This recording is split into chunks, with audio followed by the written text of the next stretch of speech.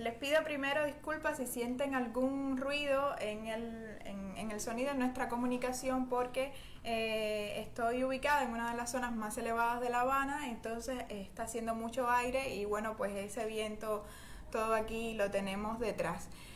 Primero que todo, soy Cristel Aspillaga Rojo, periodista del Sistema Informativo Canal Caribe. Trabajo como parte del equipo creativo multimedia del propio canal y bueno, pues me he especializado en los temas sobre ciencia, tecnología y medio ambiente. Y quería hablar con ustedes hoy, o por lo menos brindarle un primer acercamiento al tema de la mujer en la ciencia cubana en la actualidad desde la perspectiva de los medios de comunicación. Y es válido aquí, primeramente, establecer el marco internacional en que nos movemos, ¿no? Porque a pesar de que las mujeres sí han ganado importantes terrenos en el sector de la ciencia, la tecnología y la innovación, todavía es insuficiente, sobre todo cuando hablamos de parámetros machistas que persisten en las sociedades, cuando pensamos en oportunidades hacia las mujeres, desde cargos laborales, por ejemplo, hasta diferencias en el salario. Hay países donde a hombres y mujeres se les paga diferente por el mismo trabajo que realizan y son beneficiados los hombres en este caso mucho más solo por el hecho de ser hombres. Incluso a veces las mujeres hacen un mejor trabajo y bueno, pues no son reconocidas desde el punto de vista salarial y desde el punto de vista de otros reconocimientos. Este aspecto, por suerte, gracias a todas las conquistas que hemos ganado en Cuba, no sucede.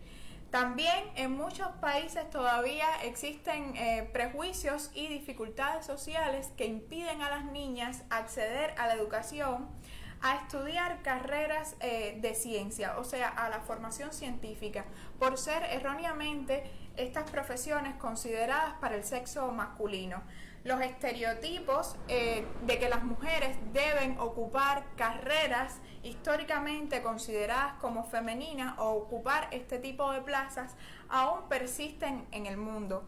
Por eso la Organización de las Naciones Unidas para la Educación, la Ciencia y la Cultura, UNESCO, conocida por sus siglas, señala que solamente el 28% de todos los investigadores en el mundo son mujeres y es una cifra alarmante. Ahora, veamos qué ocurre en Cuba. Cuba no escapa de importantes patrones machistas que aún persisten en nuestra sociedad y que por supuesto afectan a las mujeres que se dedican a la ciencia.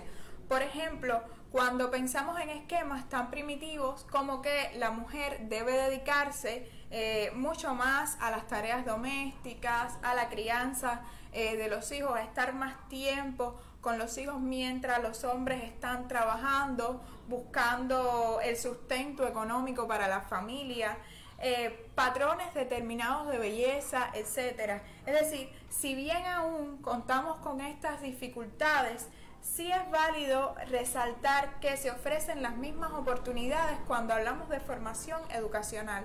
O sea, se ofrecen las mismas oportunidades de estudio para mujeres y hombres. Aunque también debemos destacar que en las aulas cubanas, por ejemplo, ocupan mayor porciento de mujeres aquellas que se dedican a las carreras de humanidades o letras, que a las carreras conocidas como las ciencias exactas o ciencias más puras o a las tecnologías cuando pensamos, por ejemplo, en las ingenierías. Esto viene dado por los patrones que antes mencionábamos. Sin embargo, en las ciencias sociales, como por ejemplo la psicología o el derecho, sí podemos ver un mayor predominio de las mujeres en nuestras aulas universitarias. Ahora, también cuando hablamos de cifras en el ámbito profesional podemos destacar algunas de ellas, datos muy interesantes sobre Cuba. Por ejemplo, el 53% de las personas dedicadas a la ciencia, la tecnología y la innovación en Cuba son mujeres. Y más del 70% de los trabajadores de educación, salud y el sector jurídico son mujeres también. Sí, son cifras que nos dicen del destacado papel de las mujeres en nuestras profesiones y cómo se ha empoderado. y también la Academia de Ciencias de Cuba, es reconocida como la de mayor presencia de mujeres. Ahora bien, a pesar de esta cifra, me gustaría presentar una pregunta, y es que podemos cuestionarnos cuáles son aún las limitaciones que afectan a las mujeres científicas cubanas. Y a mí me gustaría poner esta pregunta en el contexto y bueno, recibir sus opiniones y sus comentarios para retroalimentarnos y construir quizás otros trabajos desde nuestra perspectiva por supuesto, con las opiniones de ustedes, si es mujer científica o si sencillamente trabaja en otra profesión. Bueno, pues nos ayudaría mucho su opinión en nuestro trabajo y puede conectar con nosotros. Pero sobre todo me gustaría resumir esta cuestión con una frase que expresaba la doctora Lilian Álvarez, destacada académica de la Academia de Ciencias de Cuba. Es una frase que recién leía en una publicación titulada Mujeres Cubanas en la Ciencia de la revista digital Cuba Ahora. Ella mencionaba: sufrimos discriminaciones obvias como valorarnos más débiles o tratarnos de manera lista. Muchas veces no nos dan puestos de poder o a la inversa para supuestamente protegernos, y lo señalaba así. Y sí, lamentablemente ese es otro aspecto que todavía podemos señalar en la sociedad cubana, pero ahora me gustaría centrarme en la visibilidad de las mujeres científicas en los medios de comunicación, porque bueno, como saben, nosotros somos un medio de comunicación y también somos periodistas, y bueno, es nuestra especialidad en Cuba, ¿no? En los medios de comunicación y sobre todo en el audiovisual. Investigaciones desarrolladas por la Facultad de Comunicación de la Universidad de La Habana señalan que las historias y mujeres, no solo de mujeres, sino de los dos, de hombres y mujeres que se dedican a la ciencia, son insuficientes en la prensa cubana y de manera particular en las pantallas. Es decir, la ciencia a lo largo de la historia, al igual que en muchos países, no ha obtenido la misma visibilidad que otros sectores, como por ejemplo el arte, el deporte, y es decir, que las mujeres tengan una ausencia, sus historias tengan una ausencia en las pantallas y en otros medios de comunicación, no se debe precisamente a cuestiones de discriminación, o sea, cuestiones de género, sino a que la ciencia en sentido general ha sido menos visibilizada que otras aristas de nuestra sociedad. Pero ¿qué ocurre en estos momentos? Bueno, pues que la pandemia ha permitido que la mirada se enfoque en la ciencia, mucho más en los procesos de la ciencia. Y por lo tanto, las mujeres también han sido mayormente visibilizadas, los científicos también. Sobre todo ocurre en estos tiempos por la pandemia de la COVID-19 que las mujeres que trabajan en el sector de la biotecnología y en otros lugares de investigación enfocados donde se genera una ciencia para la salud han tenido mayor visibilidad en nuestros medios de comunicación y por lo tanto en las pantallas. Pero no han sido tan privilegiados en la historia y bueno, pues ahora tampoco las mujeres que se dedican a otros sectores, como por ejemplo los que estudian directamente una especie como los murciélagos, o los que estudian los corales, los que están inmersos en los mares, en otros escenarios de investigación directamente con la naturaleza.